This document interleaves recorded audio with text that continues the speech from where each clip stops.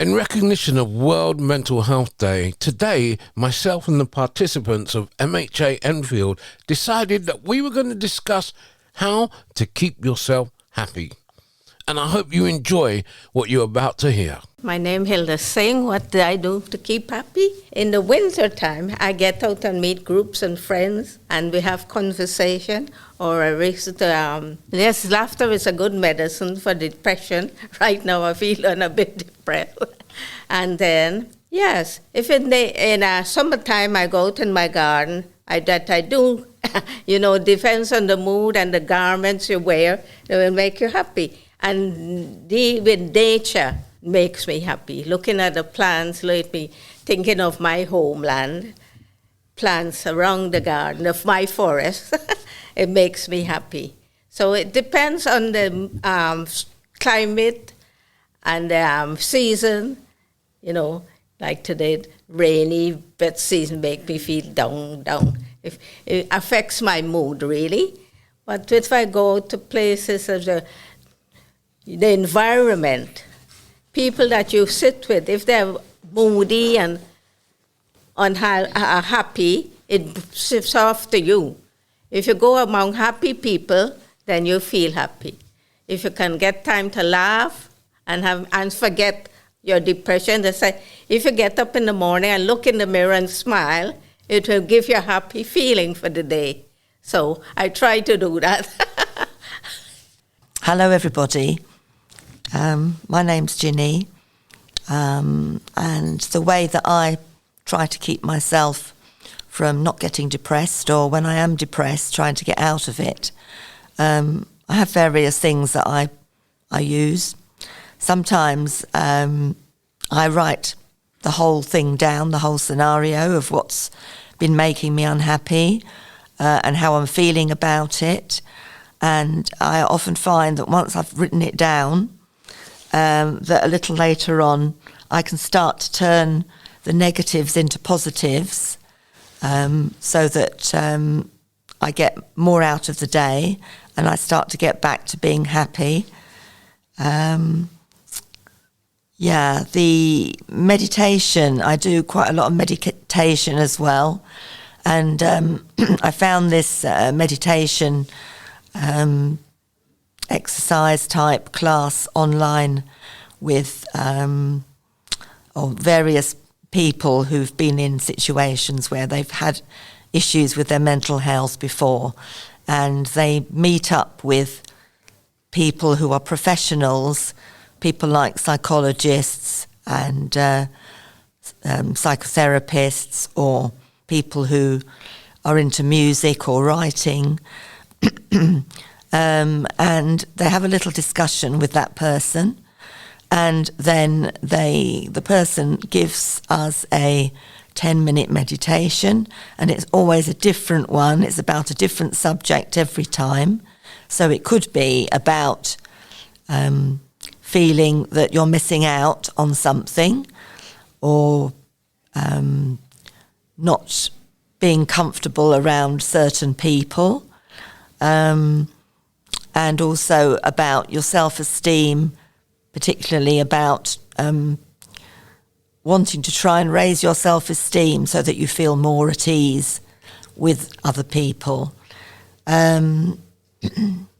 So that is very good. And after the meditation, they have a couple of beautiful pieces of music.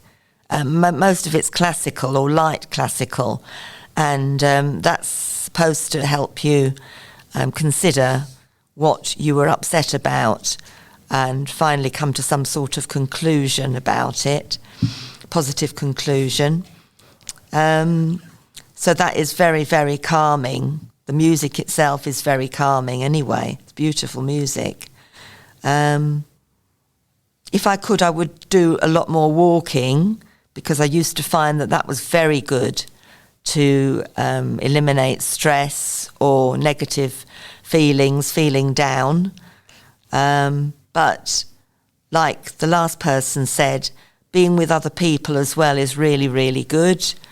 And just sharing experiences, maybe they are experiences are not too happy ones. But then after that, when you've got that out of the way, then you can then move on to the happy things as well. So that's one way of doing it with people, or just saying to yourself, right, I'm going to be positive today. I'm just going to go out and talk to people as though nothing's wrong. And I'm just going to get a lot out of talking to people in a positive way. Okay, as the other two ladies said, being with people, I think it's very important. It always made me happy. When I make someone else happy, I'm happy myself. So I can listen forever to the people's story and knowing them, make them smile. I used to like my work. Now I'm a pensioner, I can't go to work. But I volunteer, and I would really recommend anyone to volunteer with people or with animals, anything, just to have a touch with a live being. It's good. Now, something very small which always cheers me up when I'm really down, like evening time. I can clean my bathroom or the kitchen, cleaning the house. It makes you feel better because you can see it's fresh, it's clean, you can have a cup of tea, sit down and relax. Well, I guess really it's a state of mind that you want to find yourself in or put yourself in. I don't know that I have a particular go-to, but I try to keep my mind active throughout the day. There are so many things you can do. I like walking. Particularly exploring, going up London, just literally getting off at one station and meandering the streets, looking around, finding something new. And if I can learn something, I find that helps as well. Volunteering, I've done that for about 15 years when I first left work. I had a most enjoyable experience working with Jews for Jesus up in Camden Town. And it's only when they moved up to Hendon I stopped going because it was so difficult for me to get to. Found something to take its place immediately. But being with people, that was with people, working in offices, social groups, just chatting to someone as you're walking along. And last Saturday I had a gorgeous day.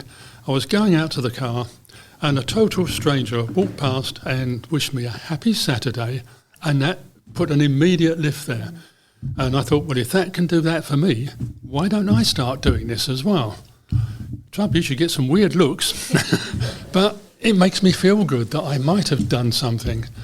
But as I say, just getting stuck into a hobby, whether it's my genealogy, which I like, or just looking around Enfield historical things. But like somebody else said, thinking on your younger days often makes you feel better. And to that end, I've actually started writing my memories down so my children have got something to look at later. I always wished I'd have asked my parents questions about their childhood. Never did. So if they ever have that need, it's going to be there for them. The other thing which has really helped me, and I hadn't been quite so aware of it until this year, has been my religious beliefs. Last December, I was diagnosed with prostate cancer. Except for that initial shock, it can't happen to me. That was it. Because I realised that there's nothing I can do about it. Live with it, I put it in God's hands, and I've not had to worry about it. I've now completed treatment with 3 minor side effects, and I'm over the moon, and I thank him for it. And that's what it does for me. Hi, I'm Tony. I can remember as a schoolchild, I was bored stiff at every weekend. All the shops were closed, nothing happened. Television, if there was any, didn't start until midday about 5 o'clock. That was the only time that I have been with nothing to do, because what we're talking about is how do you keep occupied? And I've been occupied forever. I was in the RAF.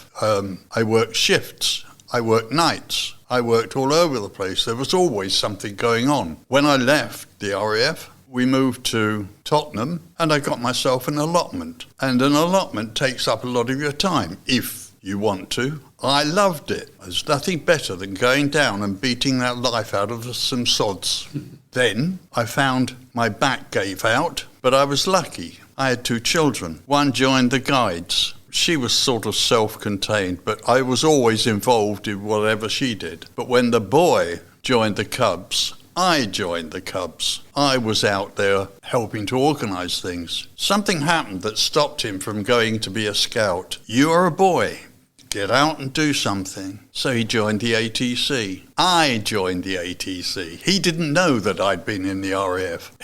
I became the person that generated the money. I ran race nights. I ran the fete. The fete isn't a single day. The fete is doing something before you get to the fete. It takes months. And I had the ability to think of new games. You've all seen the table skittles. Well, I went down to a skittle alley and got 9 skittles that they were throwing out. I put a washing line up, ball race at the top, cable coming down. You swing the ball out and it comes back and smashes. The children loved it. I had another one where you hit a bar, the other end of the bar shot frogs into the air and you had to catch them in a bucket. It was the thumping of the lever which helped to generate a lot of laughter wherever the frogs went. The frogs were from a market stall. I bought a couple of 100 of them. I was so pleased when he left, because I left. I wasn't going to continue for other people. It's up to you to occupy yourselves. So then I found I am a very big reader, and I would read a book a week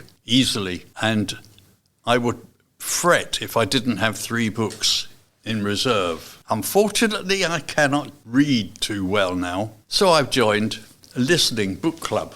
And they send me 3 books on a stick. I do not know what the books are, but that's all right by me because they're not my choice. I'm quite excited about it. It doesn't matter. I also have bought a gadget from the local shop. You plug it into the back of your television and all of a sudden you've got about 50 other television services. I haven't got time to see them all. I also have put the app on my phone for BBC Sounds. I was listening to Promenade concert of, forgotten his name now, big band music. I love it. Big band coming through my ears. My wife used to complain that there was always this blimmin' sound coming along. So now I have headphones. I have about 3 or 4 different types of headphone. Now she's complaining I never talk to her because they've got headphones on.